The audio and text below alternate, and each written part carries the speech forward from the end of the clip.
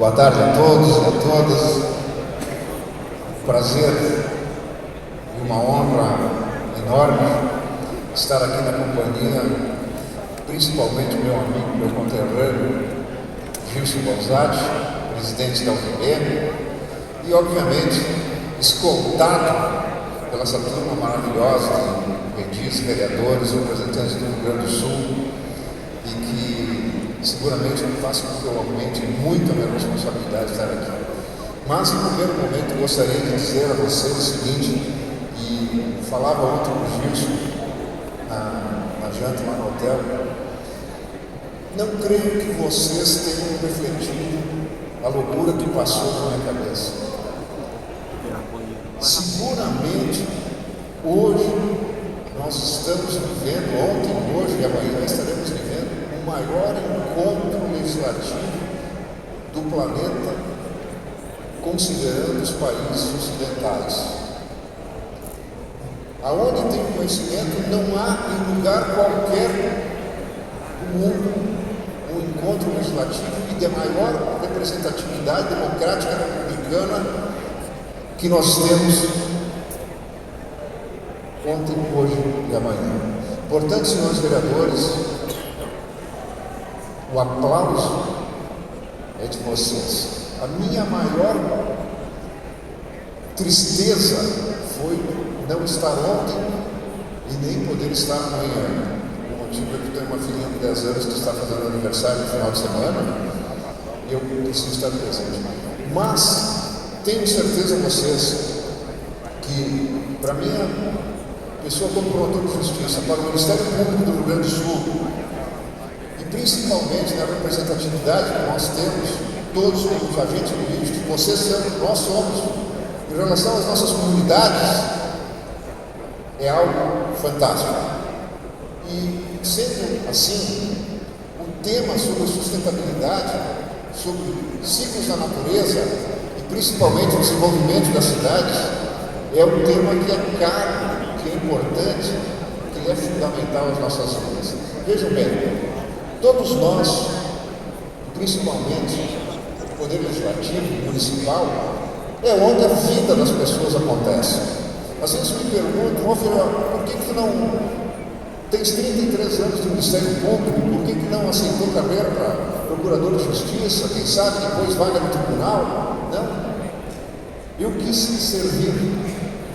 E isso não me faz melhor e nem pior do que ninguém. Como o pai do Gilson, que era extremamente amigo do meu pai, os dois hoje não estão mais nesse plano terrestre, e foram homens que trabalharam pelo seu povo, pela sua gente, pela sua terra. Portanto, tem razão o deputado Zanquim, presidente da Assembleia do Rio Grande do Sul, quando disse que a vida acontece na cidade, e a vida na cidade acontece através do Poder Legislativo. Vejam bem, quando nós falamos de cidades sustentáveis, nós podemos falar sobre esse termo sustentabilidade pensando em quê? Sustentabilidade econômica, sustentabilidade financeira, sustentabilidade emocional, sustentabilidade concreta. Do que nós estamos falando de ser sustentáveis? Vejam bem, quando nós falamos em sustentabilidade de cidades, seja ela com mais de 100 mil habitantes, 1 milhão de habitantes, 300 mil habitantes, ou mesmo uma cidade com 2 mil habitantes, nós estamos falando que nós temos que cuidar do lixo, destinar completamente para aproveitar os resíduos sólidos. Erramos muito. Também como oferecer água de qualidade sem esgotar mananciais, reaproveitar a água de chuva, criar e utilizar de fontes de energia renováveis, ofertar transporte alternativo de qualidade para a população. Parece óbvio, mas às vezes a gente não pode deixar de prestar atenção no óbvio. Sem água potável, nós não vamos a lugar nenhum. Quem é do Nordeste, principalmente, sabe muito. E agora, mais ainda, o pessoal do Sul, com os eventos do El Niño, e agora nós vamos enfrentar o La Niña, que o El Niño traz chuvas torrenciais, traz água, e a La Niña vai trazer seca, vai trazer estiagem, e não são poucos os municípios que estão decretando calamidade pública em face das estiagens. Então, quando cidades sustentáveis são aquelas que alinham os padrões de vida, da produção, do consumo, com base numa combinação entre aspectos econômicos e socioambientais. Vejam bem, nós temos que ser fortes e sustentáveis quando a gente fala nas questões econômicas. Sim, eu preciso ter indústria, eu preciso ter um comércio ativo, eu preciso ter produção, eu preciso ter salário, renda, emprego, eu preciso ter motivação.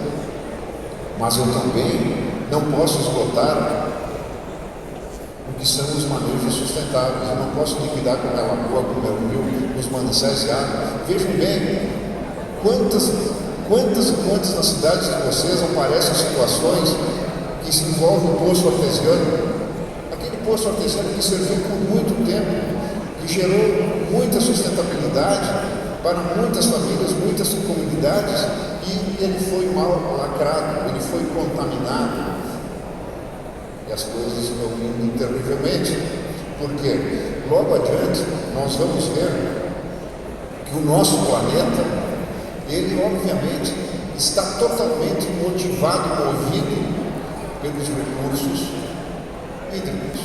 E a gente diz assim, mas será verdade? Sim, é verdade. E muito verdade. Vejam bem, a cada hora são emitidas 4 milhões de toneladas de gás carbônico. E quem é que faz isso? Considerando aquele planeta, nós vamos ver que são os países com maior índice de riqueza. Perdão.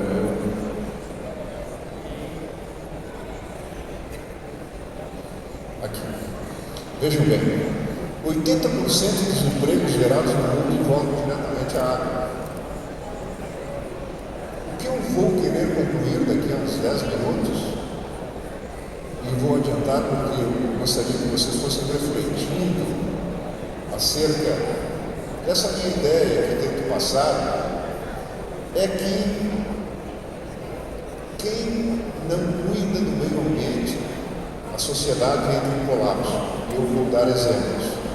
A escassez de água pode reduzir o crescimento econômico em 6% do PIB mundial.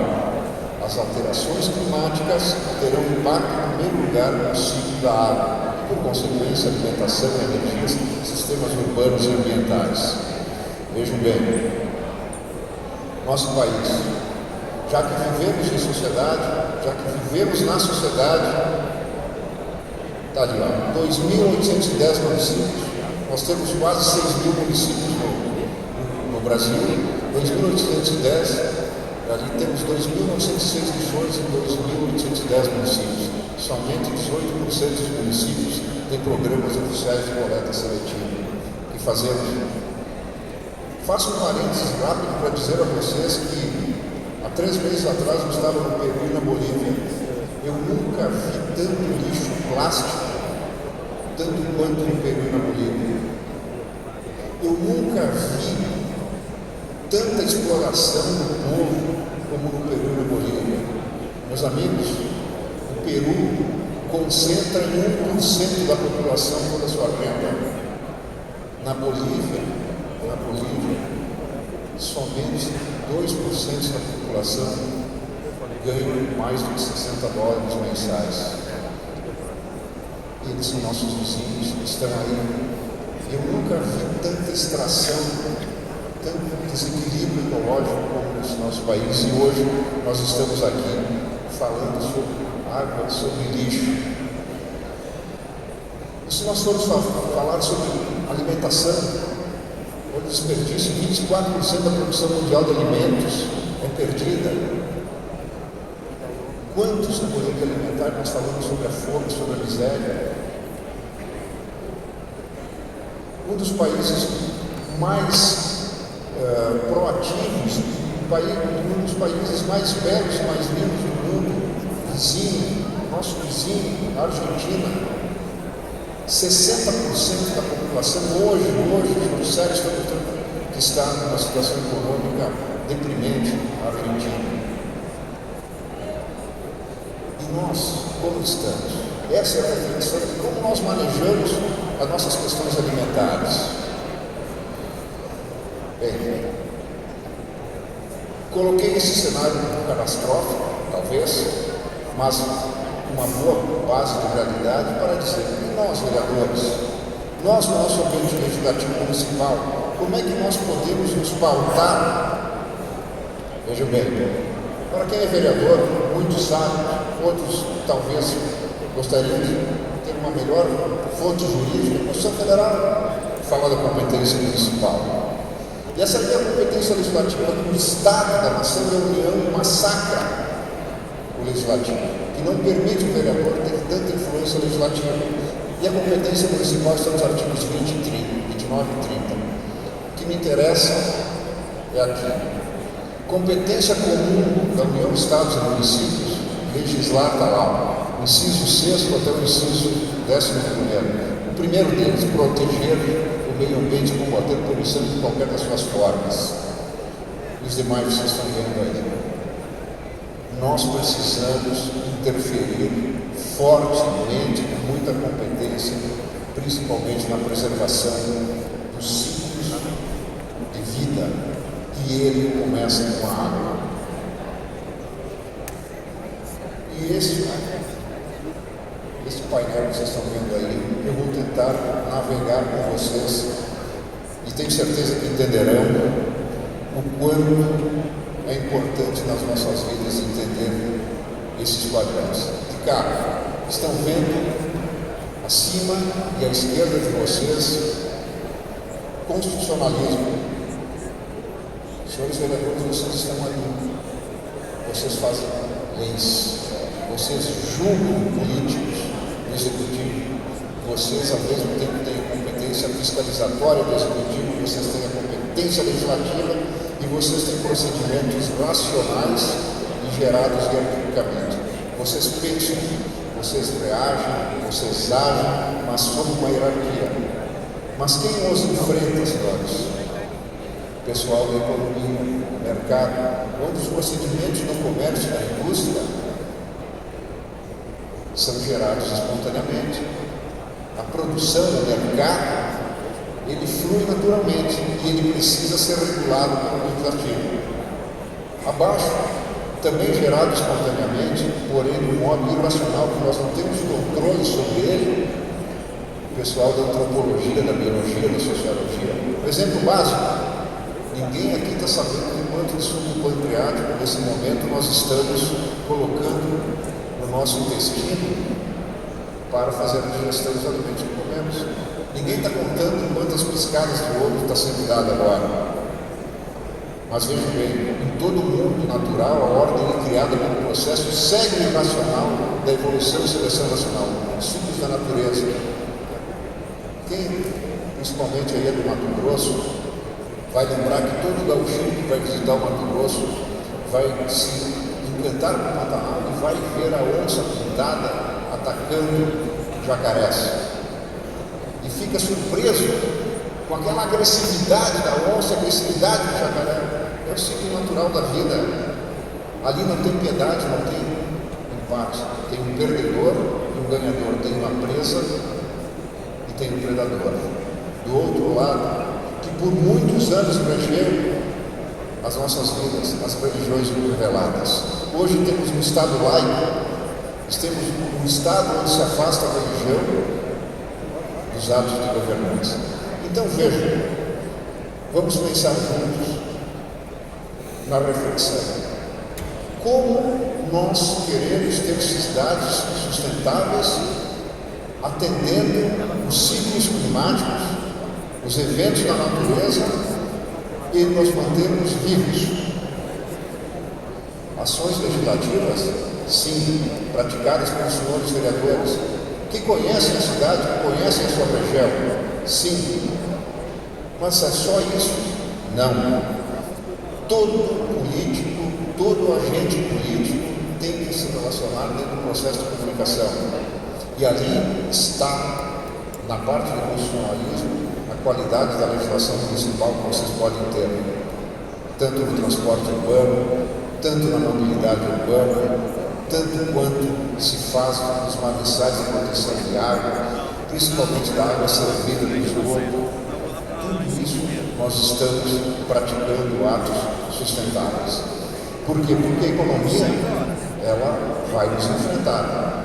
Ela vai tentar fazer um mercado do ganha-ganha pelo seu próprio saber e pela sua própria força. Veja, como nós conseguimos hoje, e a pergunta é como nós conseguimos gerar capital social e como se estabelecer regras de comparação no momento de crise. Eu acredito que muitos de vocês viram que no Rio Grande do Sul, no mês de setembro passado, nós tivemos uma catástrofe, juntamente com o estado de Santa Catarina, uma catástrofe onde nós tivemos cheias que dizimaram cidades e tivemos uma quantidade de, hoje no nosso Vale do Taquari, praticamente 60 mortos, são 54 hoje já identificados, e parece que tem 4 ainda não identificados. E nós aprendemos muito com isso. Aprendemos com as nossas falhas, aprendemos que nós precisamos ter projetos e programas de prevenção. Senhores vereadores, vejam bem a situação da defesa civil. O que temos nas nossas cidades a respeito da defesa civil? Imagino que vocês estejam pensando agora o que nós, no Poder Legislativo, da função legislativa do Estado, fizemos a respeito da nossa defesa civil, o equipamento, o controle, a tecnologia. Sustentabilidade é tecnologia e inovação. Talvez muito pouco. Talvez não tenhamos se percebido ainda o quanto a defesa civil no município é importante no ato de fazer prevenção e também de estar equipada com reação. Quanto nós pecamos em não nos prepararmos solidamente como se preparou com a polícia comunitária, como se nós nos preocupássemos quase nunca com a cheia, com a seca, com a devastação arbórea dos municípios, com a água suja, ou então as questões de esgoto, o que fazer, como fazer, e nós deixamos isso. Eu usei aquela palavra altruísmo recíproco e a preocupação com a teoria dos jogos no dilema do prisioneiro. A questão aí é por que as pessoas colaboram? Por que as pessoas se transformam em pessoas altruístas muitas vezes? Por que nós vemos e vimos quando numa situação como que aconteceu em Minas Gerais, como aconteceu no Rio Grande do Sul, como aconteceu em Santa Catarina, como acontece em todos os lugares, nos momentos de crise, como nós enfrentamos? Por que as pessoas colaboram se elas não são obrigadas a colaborar? Porque elas são altruístas. Essa é a teoria dos jogos. Eu espero que em algum momento vocês lembrem desse tal do dilema do prisioneiro. Por que o prisioneiro na cela ele colabora com o outro? Por que nós temos nesse país tantas facções? Esse é o espírito da teoria dos jogos e do dilema do prisioneiro. Quando nós temos repetição, interação, porque quando nós trabalhamos com o mesmo grupo de pessoas por um período, temos que trabalhar no mesmo período com um grupo de pessoas, e esse tempo é prolongado, elas se irão lembrar de quando você foi honesto com elas e quando você trapaceou. Então, será do seu maior interesse agir honestamente. Uma norma de reciprocidade irá emergir espontaneamente, porque a reputação passará a ser o melhor ativo do capital social. Veja, quando nós desenvolvemos a defesa civil, quando nós desenvolvemos o Corpo de Bombeiros, quando nós desenvolvemos a Secretaria de Ação Social, quando desenvolvemos políticas públicas de apoio ao necessitado, quando nós desenvolvemos programas de saúde pública, nós avançamos. Quando nós esquecemos e só pensamos em sustentabilidade econômica, estamos nos dirigindo ao desastre. E, por fim, qual seria uma das ferramentas mais importantes que o vereador tem à sua disposição, diante não só do seu projeto legislativo, mas da sua ideia de execução de um projeto legislativo? Posso afiançar a vocês que em todo o Brasil existe um Ministério Público. Todos os Ministérios Públicos têm promotorias, às vezes, não que que não são materialmente ditas especializadas, mas elas existem internamente, e são promotorias e promotores preocupados com as questões que envolvem a sustentabilidade. Se eu tivesse que deixar uma mensagem, eu faço ela a vocês, lhes digo: procurem o Ministério Público de suas cidades.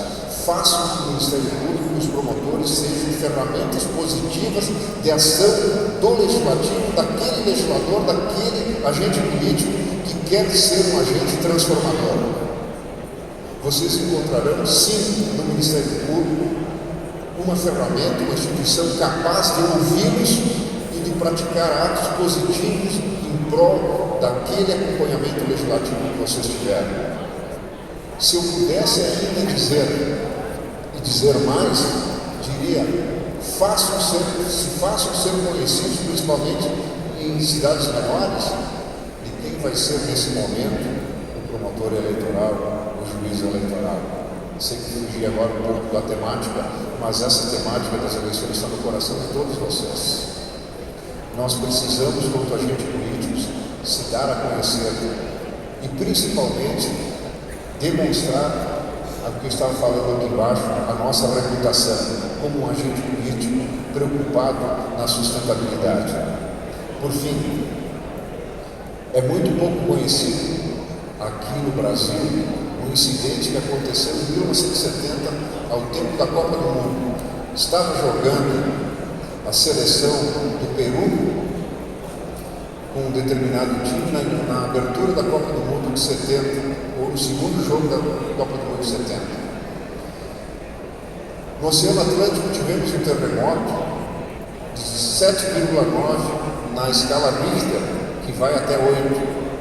E na cidade de Ungay, a qual eu visitei há 3 meses atrás, tivemos no Peru 50 mil mortos em face daquele terremoto, um deslizamento de uma montanha chamada Huascarán, e que simplesmente dizimou várias comunidades da cidade de Ungay, no Peru, centro-norte do Peru. Vejam, meus amigos, o Peru não estava preparado para nada. Se não fossem os países europeus norte-americanos, inclusive com programas de adoção das crianças que ficaram sem famílias, a catástrofe teria sido maior. O que o Brasil aprendeu com a tragédia de Ungay? Nada. Nós não aprendemos porque nós não temos terremotos, nós não temos vulcões aqui, mas temos outras catástrofes ambientais. E particularmente acho que o Brasil maneja muito mal o seu equilíbrio ambiental. Portanto, se há um trabalho que o vereador pode bem fazer e se dedicar, é na sua sustentabilidade da sua cidade. Não vamos pensar em termos de Brasil ou em termos de Estado. Pensemos nas nossas cidades, pensemos regionalmente e pensemos com muito afeto, com muito carinho, para podermos provar que o meio ambiente é um bem generacional, que vai evoluir, que vai representar a nossa postura de hoje em relação aos nossos filhos, aos nossos netos. E quero encerrar agora com mais um elogio ao amigo Gilson Gonzalez. E contar em breves palavras que tanto o pai dele quanto o meu pai hoje devem estar aqui olhando com orgulho. Porque aquelas duas personalidades, como seguramente os antepassados de vocês, muito trabalharam e se empolgaram pelas suas cidades. Naquela época, mandei essa semana uma foto para o Gilson. Meu pai era presidente da Associação Comercial e Industrial da cidade de Cantaro. E o pai do Gilson era prefeito municipal, creio eu, na primeira legislatura, no primeiro mandato. E os dois fizeram aquela cidade de Cantaro, no Rio Grande do Sul, uma pequena cidade, hoje com 30 mil habitantes, ser conhecida em todo o Brasil com a monumental obra do Cristo Protetor. Então, gente, são pequenos atos que nós fazemos a diferença, mas uma diferença que não cabe à nossa geração, mas às gerações futuras. Um beijo grande no coração de vocês, muito obrigado por estarem aqui escutando, mas leve no coração de vocês. Nós precisamos lutar e agir pela manutenção do nosso planeta como ser vivo. Beijo grande, obrigado pela atenção. Muito obrigado, doutor Carlos Fiorioli, promotor do Rio Grande do Sul, pela sua participação.